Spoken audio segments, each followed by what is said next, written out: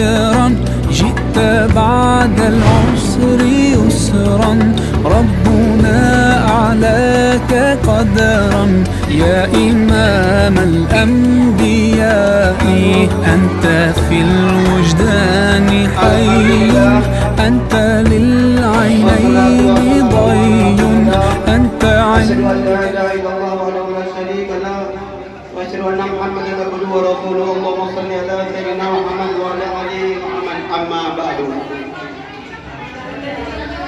Puji dan syukur selalu kita panjatkan kepada Allah Subhanahu wa taala yang mana pada awalnya Allah memberikan kita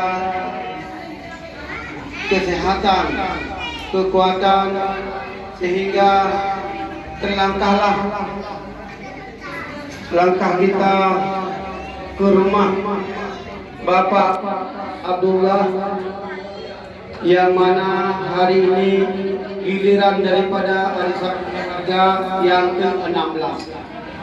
Selawat dan salam sama-sama kita kirimkan kepada baginda Rasulullah sallallahu alaihi wasallam yang mana kita sama-sama mengharapkan semua yang jauh lahir.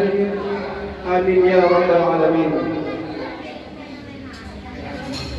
Yang saya muliakan dan kita takzimi guru kita Tunku Ihsanuddin yang merupakan yang selalu hadir setiap ada acara yang kita adakan di acara arisan keluarga. Dan yang saya hormati ahli bait Bapak Abdullah yang telah menyediakan tempat dan makanan. Semoga tempat ini menjadi tempat yang rahman dan makanan yang disediakan akan menjadi tenaga untuk kita sehingga kita mudah melaksanakan. Warahmatullahi wabarakatuh.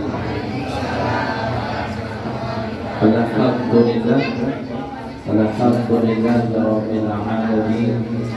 Wassalatu wassalamu ala sayyidina Muhammad wa ala alihi wa sahbihi ajma'in. Hadirin kaum muslimin muslimat yang dirahmati oleh Allah Subhanahu wa ta'ala.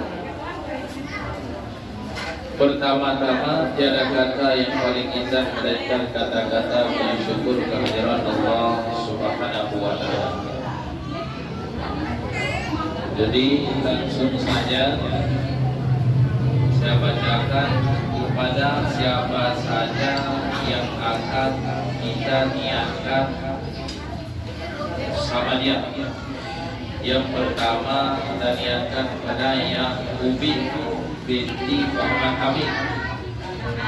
Yang kedua Muhammad Daud bin yang ketiga Muhammad Tahir bin Hasan. Yang keempat Mahmud bin Adam.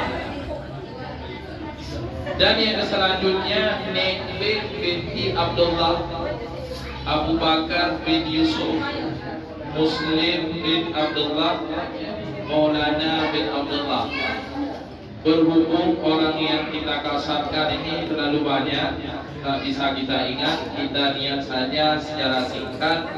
Ya Allah, sampaikanlah pahala sama dia yang akan kami baca kepada orang yang dikasarkan oleh orang yang memimpin doa. Jadi langsung sama dia ini. Nanti selesainya kita sama dia. Nanti kita bahas sedikit masalah Maulidur Rasul. Itu kelahirannya Nabi Muhammad sallallahu alaihi wasallam. Astagfirullahaladzim.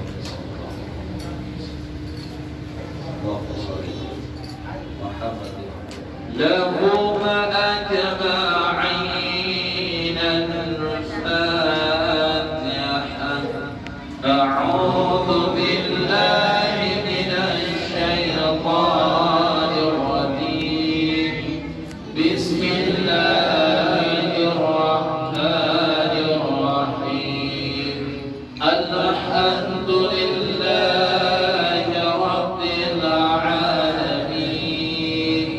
Allah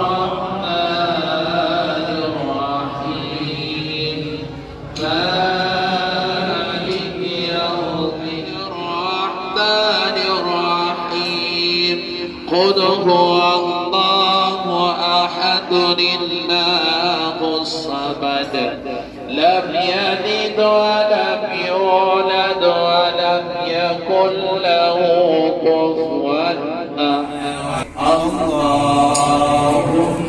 صل على سيدنا محمد عبدك ورسولك النبي الأمي وعلى آله وصحبه وسلم. الله أفضل ذكر الصعداء أنه لا إله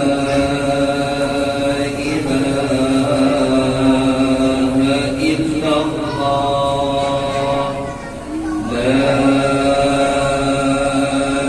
إله إلا الله. نعوذ بالله من الشيطان الرجيم. بسم الله الرحمن الرحيم. الحمد لله رب العالمين حمدا يوافي نعمه ويكافئ مزيده. يا ربنا لك الحمد كما ينبغي لجلال وجهك الكريم وعظيم سلطانك. اللهم صل وسلم على سيدنا محمد وعلى آله وصحبه أجمعين. اللهم اغفر لنا ذنوبنا وذنوب ولوالدينا ولمشايخنا ولقرابتنا ولمن له حق علينا ولجميع المسلمين والمسلمات والمؤمنين والمؤمنات الأحياء منهم والأموات برحمتك يا أرحم الراحمين. ربنا آتنا في الدنيا حسنة وفي الآخرة حسنة وقنا عذاب النار. وصلى الله على سيدنا محمد وعلى آله وصحبه وبارك وسلم والحمد لله رب العالمين. الفاتحة. اللهم وسلم على النبي سيدنا محمد وآله وصحبه أجمعين.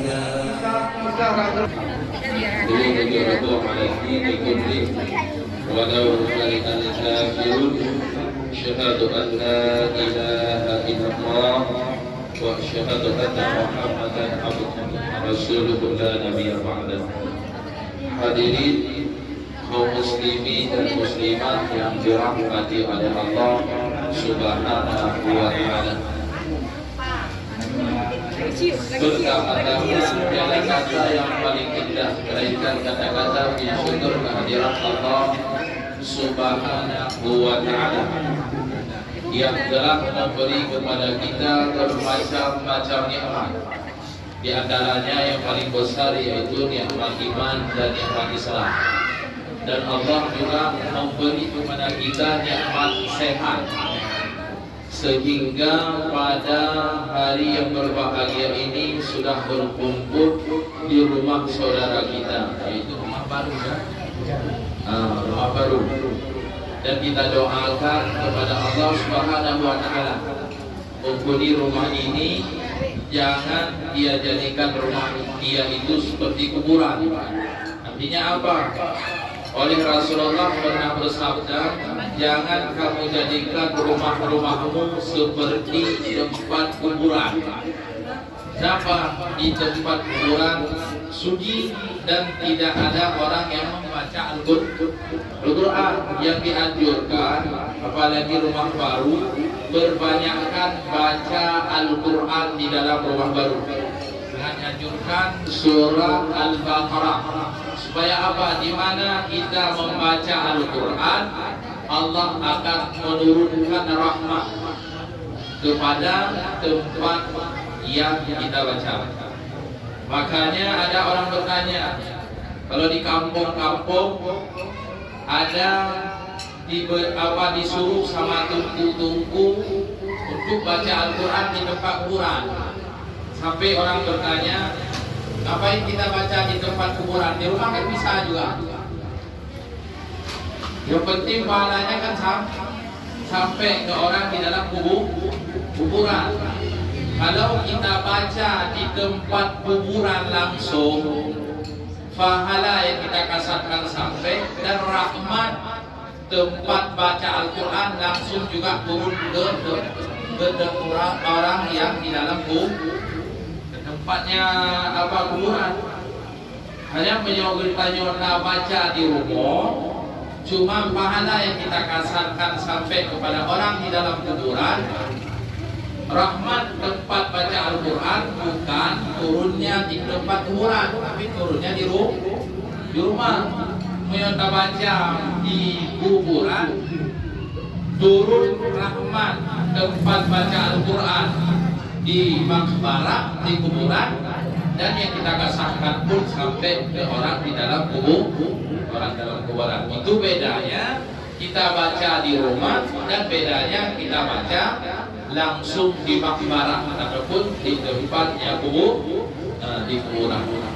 Makanya kalau orang kita di Aceh, dia lebih memilih menyuruh orang-orang yang fasih baca Al-Quran, yaitu langsung di kuburan sampai 7 hari 7 malam biasa.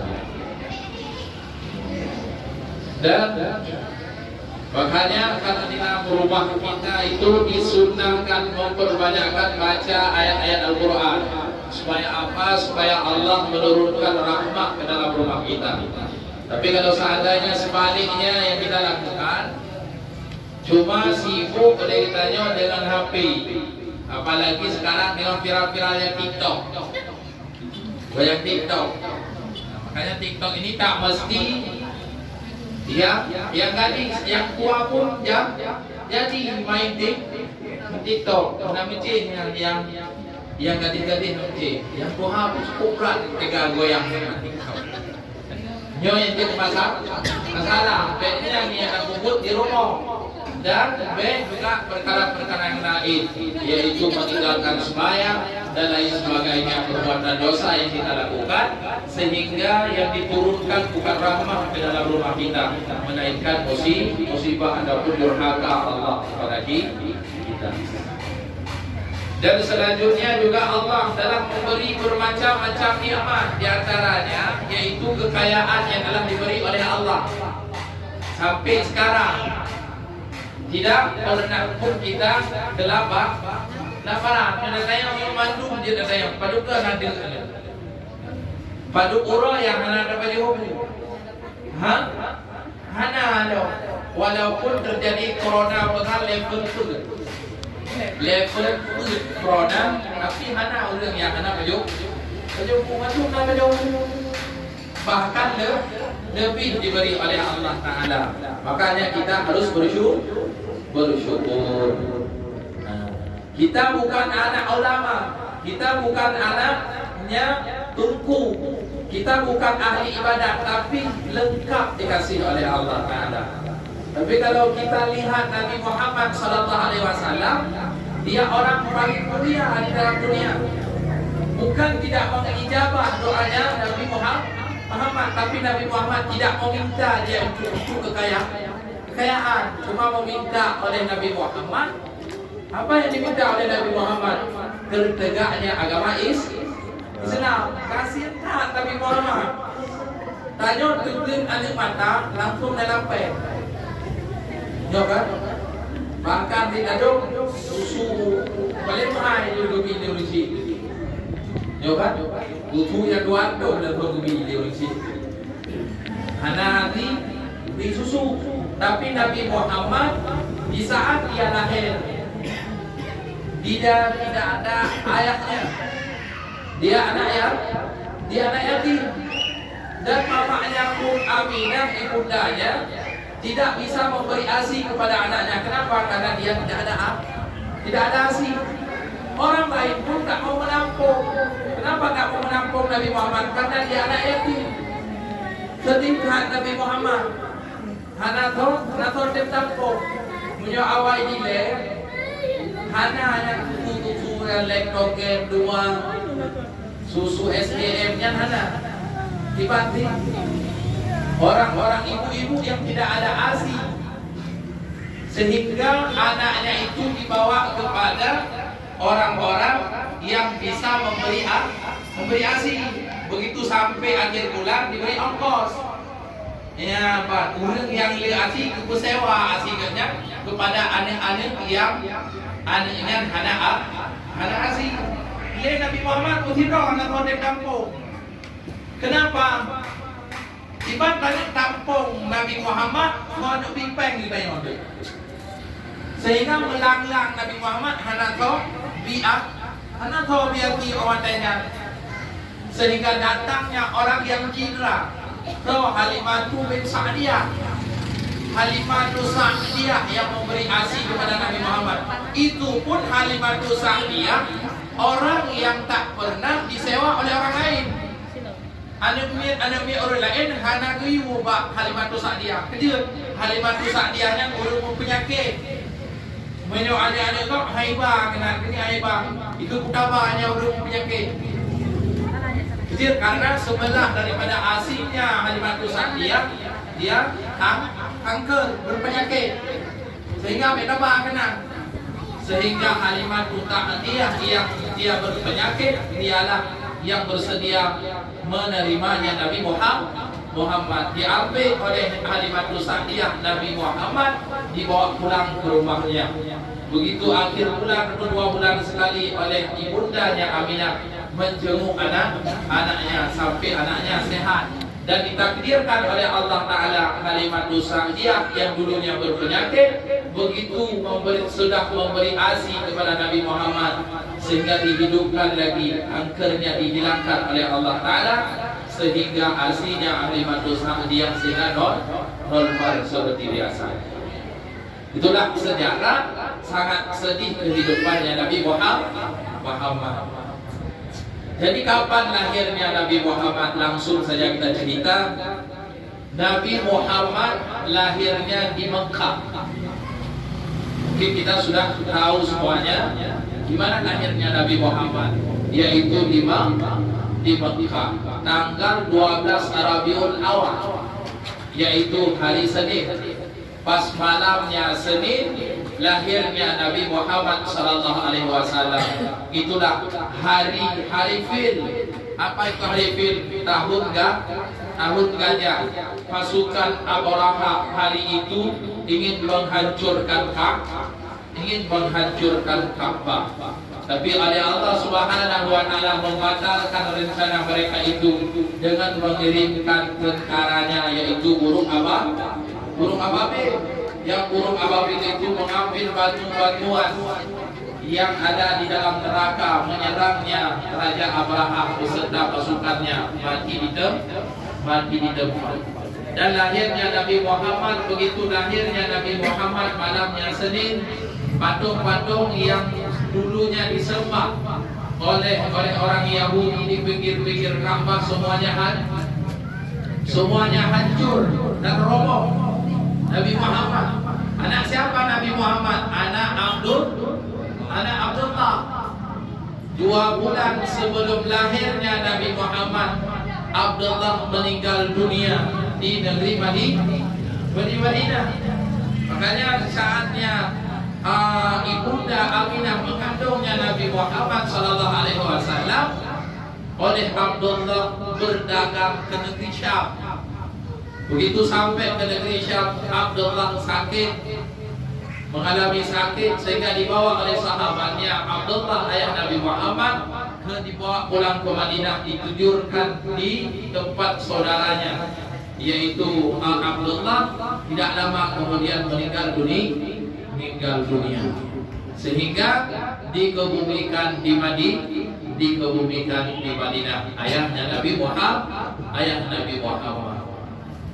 Dan lepas itu Nabi Muhammad beranjak besar sampai umurnya 8 tahun, sampai umurnya 9 tahun, sehingga dia mencari sendiri, hidup mandiri, sehingga umur dewa mengembala kambing orang, mengembala domba orang. Waktu orang mengembala tiga abad kami gunung hotel supur oleh ketua diberi ongkos sampai Nabi Muhammad berdagang juga seperti kita dengan Khadijah. Berdagang untuk apa? Tujuan Nabi bukan seperti tujuan kita. Punya tujuan kita yang bukan untuk tamu tenang-tenang ya. Tamu tenang-tenang, kurang tenang-tenang. Lepeng, mangat. Dapat jauh mangat, yang main tu beras lagi. Naik di bariban ke malam. Pokoknya kesenangan dunia. Tapi Nabi Muhammad dia berdagang, dia pasangkan niatnya untuk menegakkan agama Islam, sehingga ekonominya sudah kuat, mudah diajakkan orang lain untuk masuk Islam. Dengan kita kenapa? Yo kamu mudah dapatkan urang yang lain untuk ada apa? Dapatkan di mana dapatkan? Tajuk peng mau keluar ya dah. Waktu wo berarti tajuk peng mau keluar. Tinggal jalan. Niat untuk kebaikan. Jadi yang peng yang kami tanya begitu banyak yang sudah kita kumpulkan, semua kita pakai untuk kebaikan. Kita beli mobil yang mewah untuk apa? Bukan cuma untuk bersenang-senang di dalam dunia, melainkan untuk akhirat. Dengan motor yang mewahnya tajak pada tempat dengan motor yang mewahnya tajak pada tempat dakwah, dengan motor yang mewahnya tajak pada tempat majlis taklim, mobilnya pun berzikir. Berapa kali putaran bannya itu akan dicatat oleh Allah Subhanahu wa Ta'ala. Makanya kita mencari uang harus semangat, bukan lagi semangat yang Nabi-nya dulu berdagang, sampai kemana-mana dibawa barangnya untuk berdagang. Dia tanya Pak Kideh dan berdua, tapi Nabi kan menang. Lupa dia ada kelideh, mau orang ramai-ramai, orang ramai, sotong timah tu ramai, yang gebak dia orang yang berarti orang ramai bernun, gebak bernun. Dia tanya trok urang, trok peng, dukung. Nabi tujuannya dia kaya raya untuk mengajak apa sahabat-sahabatnya, untuk mengajak orang untuk menganut agama Islam. Bahkan ayahnya Nabi Muhammad tidak sedikit pun meninggalkan harta, melainkan cuma 5 ekor unta untuk Nabi Muhammad. Ditinggalkan beserta ibundanya Nabi Muhammad 5 ekor unta saja yang ditinggalkan. Kenapa? Karena Abdullah bukannya tidak mau dia meninggalkan harta, tapi yang paling penting di dalam kehidupan adalah yang ditinggalkan adalah ilmu. Sikapnya ayahnya yang ditinggalkan untuk anaknya. Kalau kita sebaliknya, dia tengok tak bincang, tak kubah tanah, dia tengok jatah akan mendapat, kalau tanah menendok dia kedua untuk adik juga. Sedangkan anak kita tidak pernah kita beri pelajaran ilmu agama, kekosongan ilmu agama, cuma yang dia tahu adalah uang. Yang kita tengok adalah pun harap tengok. Awak tak tahu apa Allah yang kita tengok hana kapuna. Bahkan dengan harta yang kita tinggalkan, orang itu berdekat. Tidak dengar dunia kejadian kah? Ada yang ditinggalkan oleh orang Cina kubah harta yang pakai ini. Nah ini sudah coba nak kubah pen 30 juta. Nya ini ahli pen. Direktur kapoi kubah. Kalau kau rinci di leher di bandara, anali dia kuno kumpai dia kuno yang berarti kuno Nuk dah pun ada rencana nuk dah. Hai upaya je tu. Hana bicara, hai bicara le tanya. Cuma le tanya kesempatan. Umur masih ada le tanya. Olehnya bisa bergerak, pikiran pun masih waras. Ino le tanya langsung memperbuatkan oleh kita sendiri. Adik tanya orang darah. Oh, Pak Dayak dengku. Ada Pak Dayak tapi ada je darah ya. Kadang orang ten duit Dayak. Duit kaplak je orang lain. Ya. Jadi karena kehidupan dunia yang hidup kita. Kita pegang hanya ini berarti ini di dalam dunia berarti di negeri Mekah yang mulia saja sudah ada konsen. Di negeri Mekah yang mulia saja orang sudah dibebaskan, tidak lagi berjilbab dan peraturan agama Islam sudah dikudarkan oleh petinggi negara. Bumi yang suci saja sudah kotor, apalagi bumi yang tidak suci. Dia akan dapreh lagi dipegling oleh Allah Taala. Atau yang suci kibat dipegling, ditenggelamkan kita semuanya oleh Allah sehingga terjadi kiamat dunia. Tidak ada deh. Ya apa? Luna orang berilmu di MUI itu. Yang kau rumah lulusan daripada Al-Azhar, lulusan dari Kairo, lulusan dari Timur Tengah, tapi juga terpeleset dia dengan hukum-hukum dengan sebab uang. Mai tayo na kesempatan tentang waras pikiran, yo tak usahakan tak berno.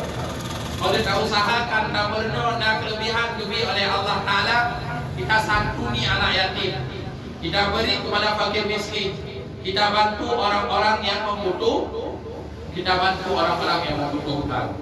Hanya maulid yang disuruh oleh Nabi yang paling utama bukannya makan-makan sebenarnya. Yang pertama adalah menyenangkan hati anak yatim. Kenapa? Karena Nabi dia pernah merasakan bagaimana keadaan dia yang yatim. Sangat sedih di saat Nabi merasakan dirinya yatim. Pernah pada suatu hari Nabi bermain-main dengan kawannya. Umurnya Nabi baru 7 tahun. 7 tahun umur Nabi, 6 tahun umur Nabi bermain-main dengan kawannya. Begitu sorenya mau tenggelamnya matahari, mau maghrib, sehingga kawan-kawannya dia minta pamit sama Muhammad. Kibai ke, hai Muhammad, kamu mau oleh ayah kamu gepuaku,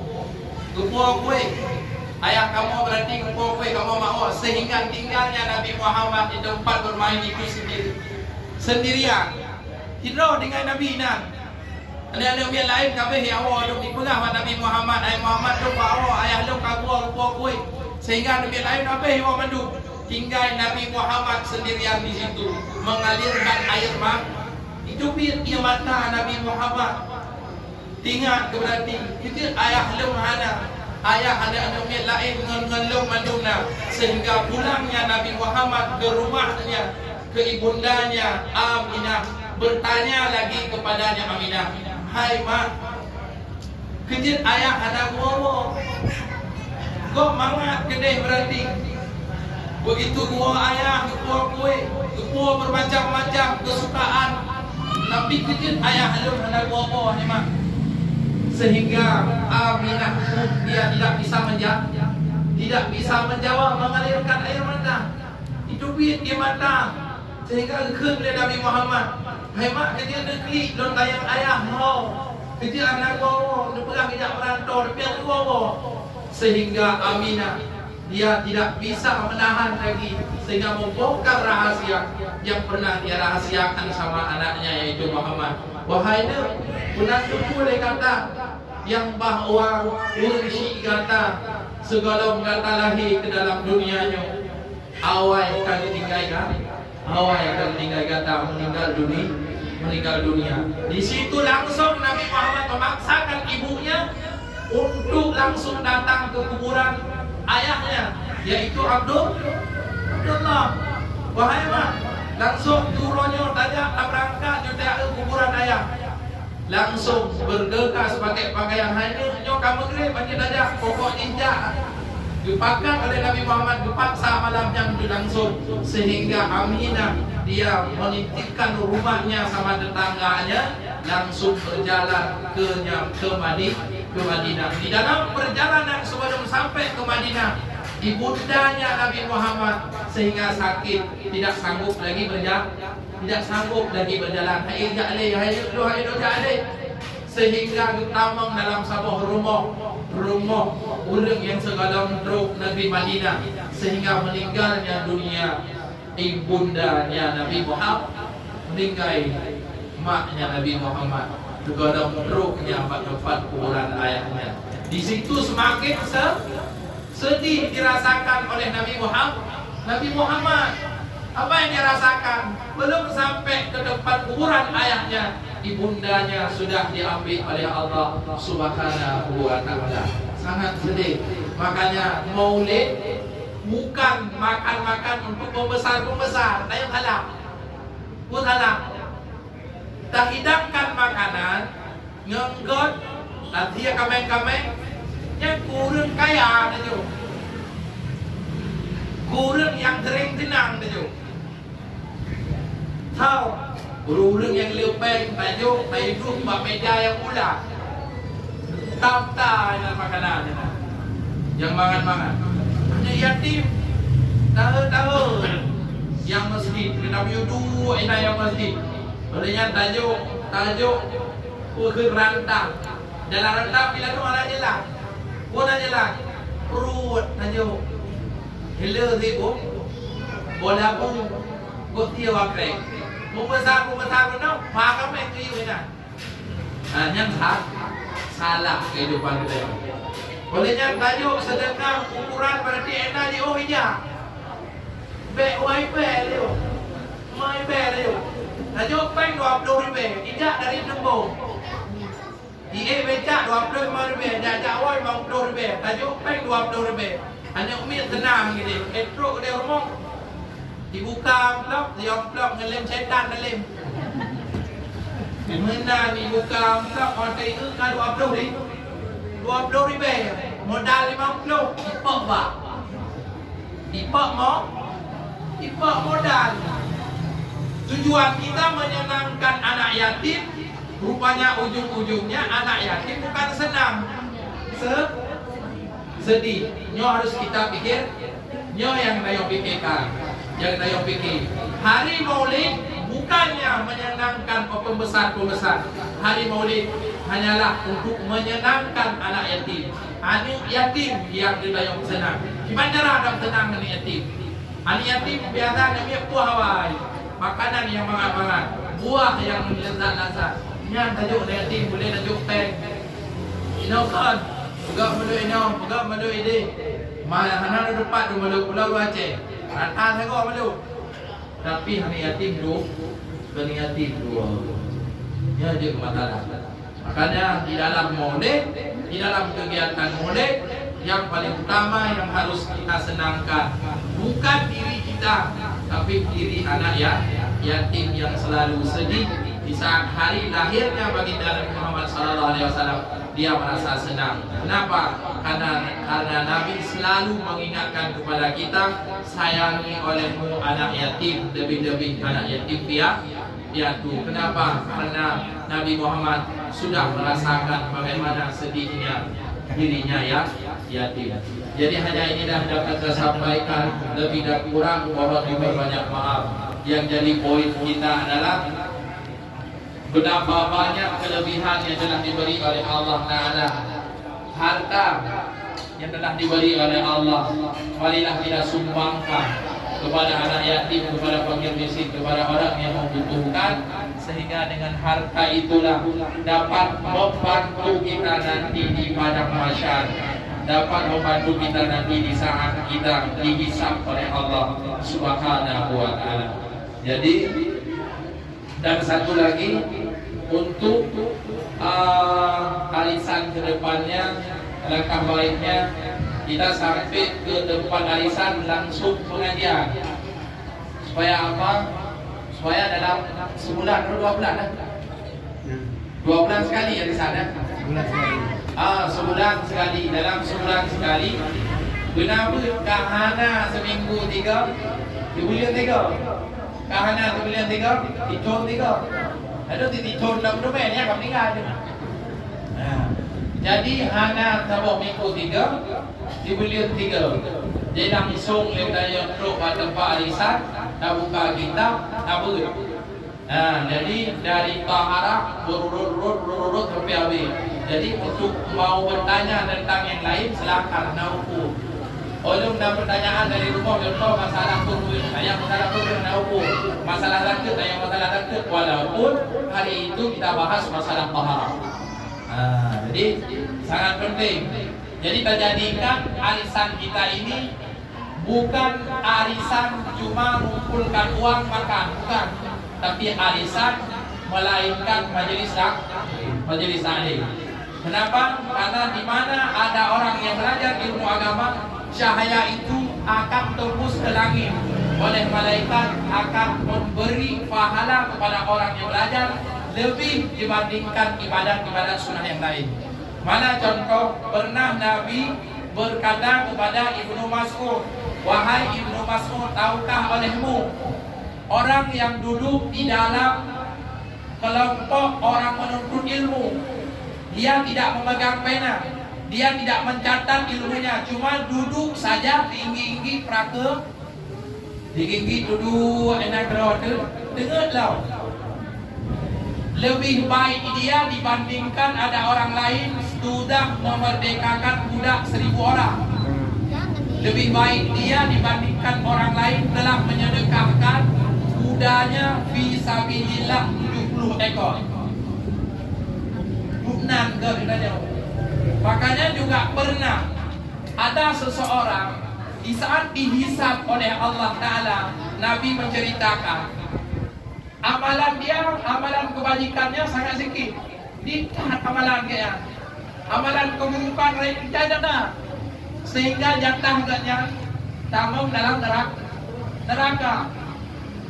Oleh malaikat bertanya kepada, kata Allah, wahai malaikat, coba bertanya sama hamba itu yang sedikit amalan kebajikannya, yang jatah dia masuk neraka. Tanya sama dia, dia pernah gak berkawan dengan orang yang ada ilmu? Tidak. Dia pernah gak duduk dalam kelompok orang berilmu? Tidak. Dia pernah gak duduk di dalam kampung? Di dalam kampung itu ada orang berilmu? Tidak. Dia pernah gak salam dengan orang berilmu? Tidak.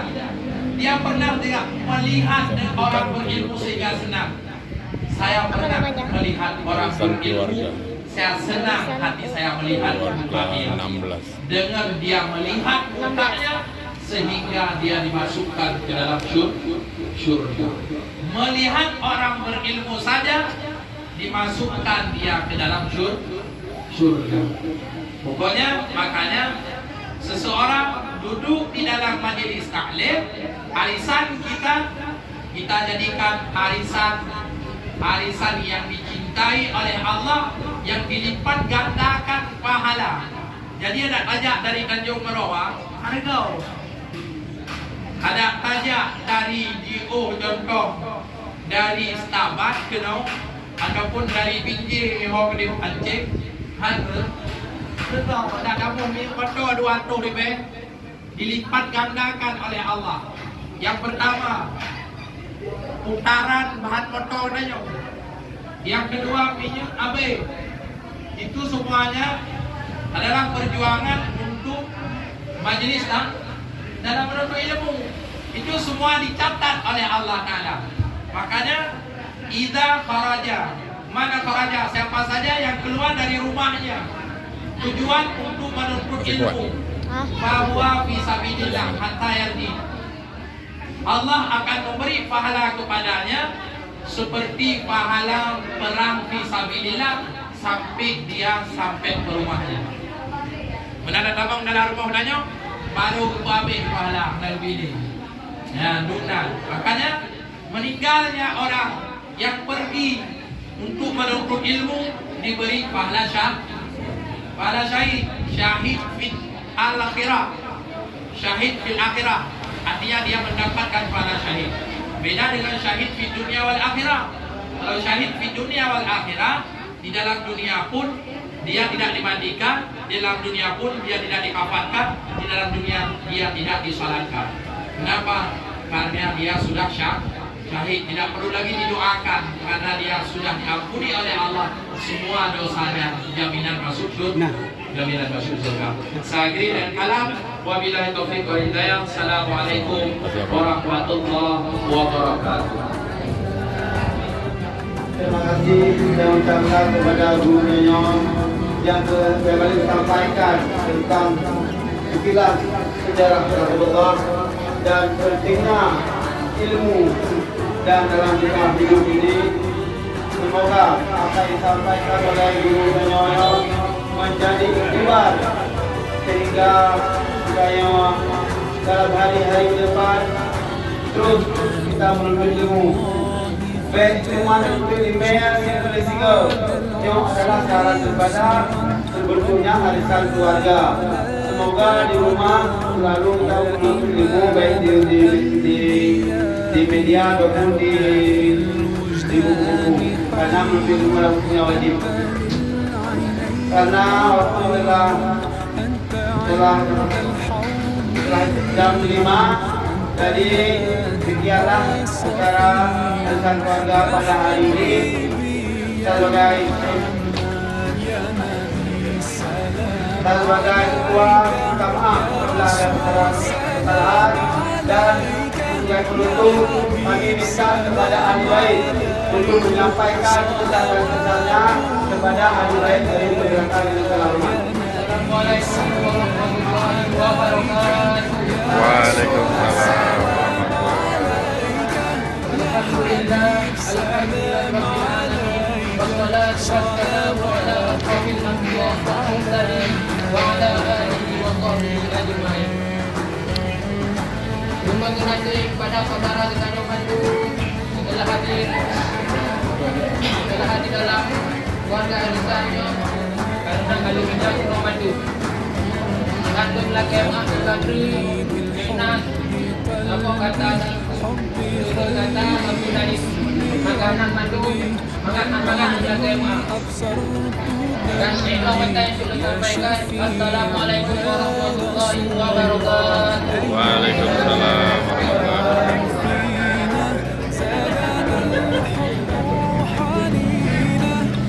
Terima kasih kepada ahli bait yang telah menyampaikan pesan dan ceritanya. Semoga alhamdulillah sehat. Semoga menjadi kita beribadah kepada Allah Subhanahu wa taala. Dan sekali lagi saya minta maaf bila ada kesalahan. Wassalamualaikum warahmatullahi wabarakatuh. عليك يا رسول سلام عليك يا حبيب سلام عليك صلوات الله عليك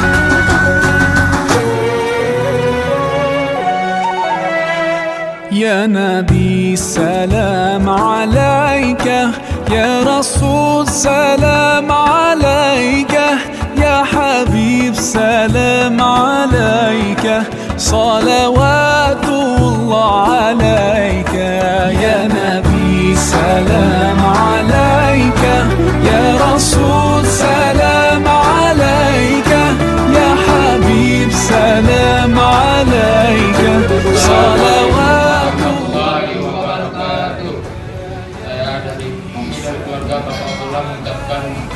terima kasih atas kehadirannya. Semoga harisan ke depannya selalu berjalan. Terima kasih. Assalamualaikum warahmatullahi wabarakatuh. صلوات